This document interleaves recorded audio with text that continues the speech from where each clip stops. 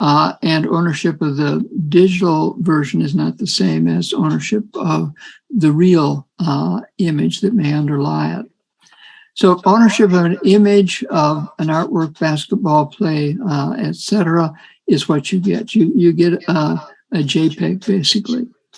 And you also get a guarantee of your owning it, which if you sell it, will transfer to the new owner, but they will still have a record of who's owned it in the past, its provenance. But you can't put this image on a T-shirt and sell it, the T-shirt that is, unless you're granted intellectual property rights, which a few of the entities like Bored Ape Yachts Club and CryptoPunks are beginning to do. Nevertheless, you don't own the original. You don't benefit from increases in its price the way an artist may now. Your ownership is theoretically not tied to a platform like Sandbox, but that's interoperability has yet to really happen. But your avatar from a world like Assassin's Creed or World of Warcraft might not be welcome in Animal Planet or Pokemon, where these armed warriors would really stand out as being out of place.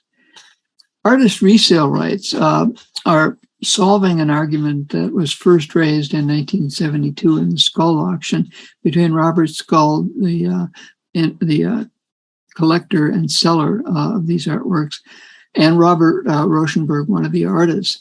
And Rauschenberg said, you bought this for $2,400 and you just sold it for $90,000. I worked my ass off so that you can get rich on these things, to which Skull replied, I'm working my ass off for you too. In other words, increasing the value of this artwork.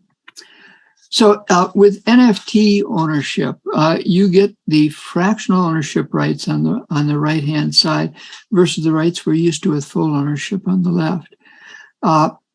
With an NFT, you get the right to use, sell, and dispose it, but you don't get the right to manipulate or modify it or to exclude others. You don't get the copyright. You don't get the intellectual property, although some NFTs are beginning to offer that.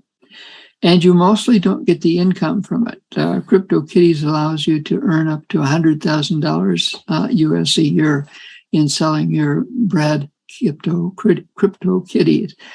Artist resale rights are normally around 10%, and these accrue back to the artist every time the digital NFT is sold.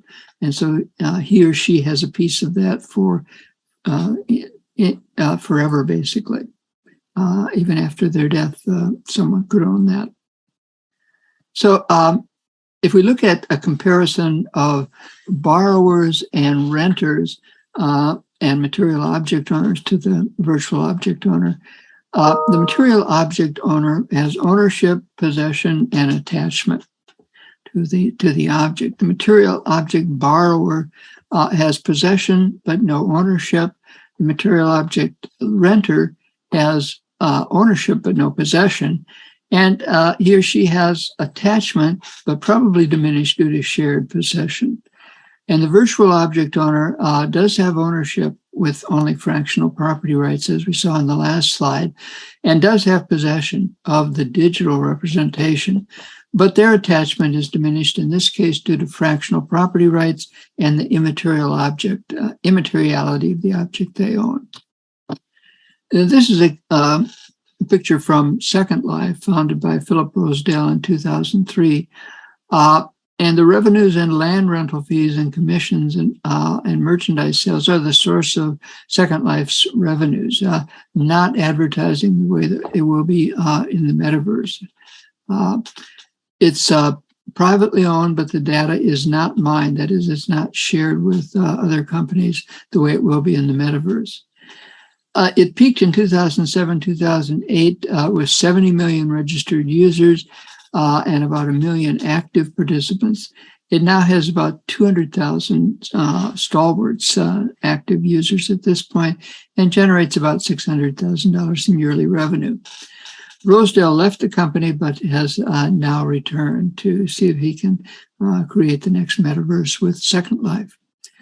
Back in 2006, An Chi-chung, a Chinese woman living in Germany, owned $1 million worth of virtual real estate that she had created in Second Life. And so this was a pathway to being rich for a number of people.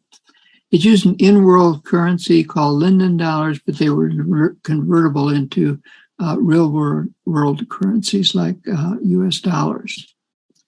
So what accounts for the values of NFTs?